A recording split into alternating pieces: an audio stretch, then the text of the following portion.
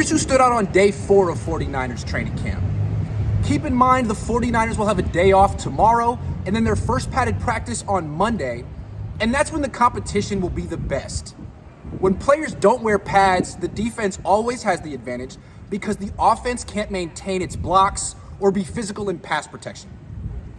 The good, quarterback Trey Lance. He completed 8 of 15 pass attempts with 2 drops and 1 interception that went right to Fred Warner.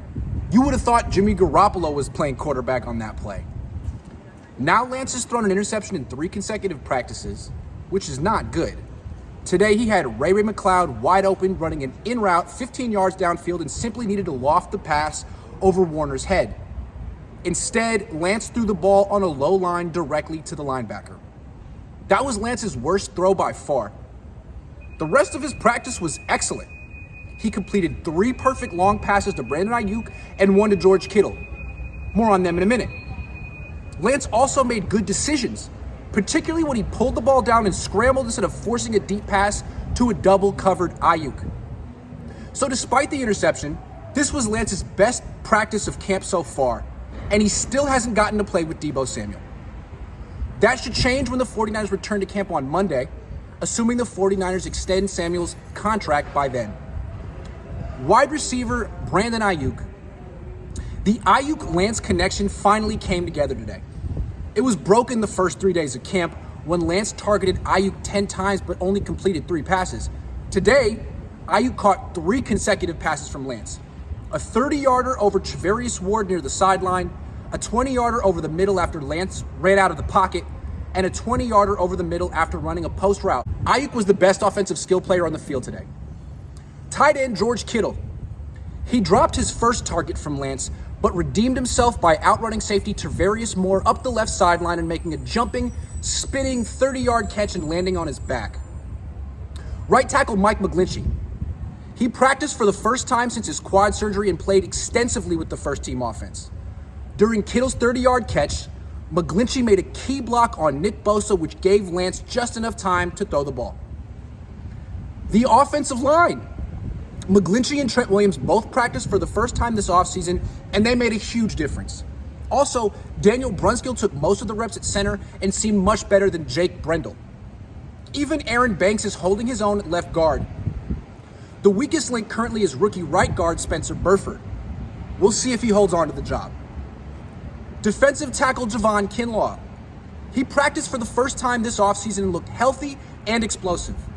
He started at defensive tackle in place of Eric Armstead, who has a sprained MCL. Cornerback Charvarius Ward. He intercepted a deep pass up the left sideline intended for McLeod that was thrown by Nate Sudfeld.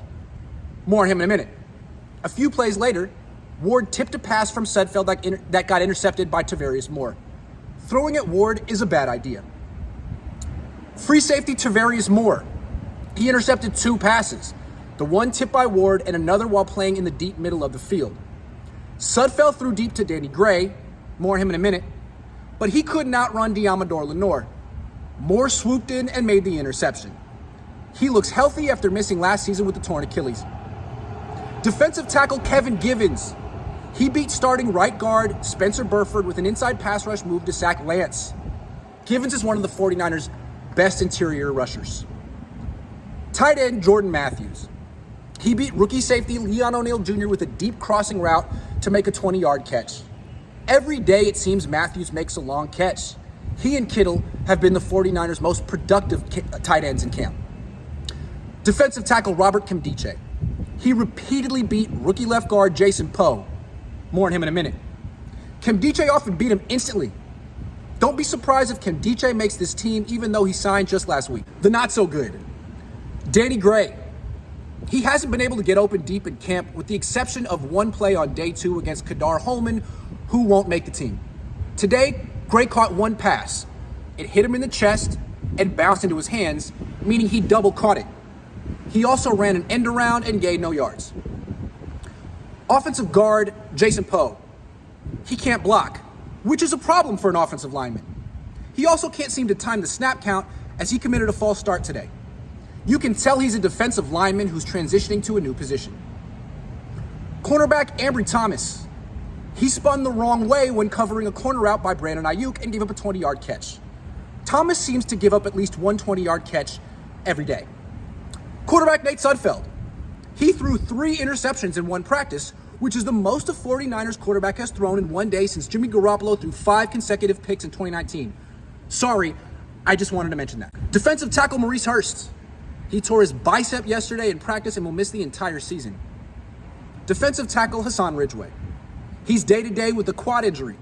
The 49ers currently are extremely thin at defensive tackle.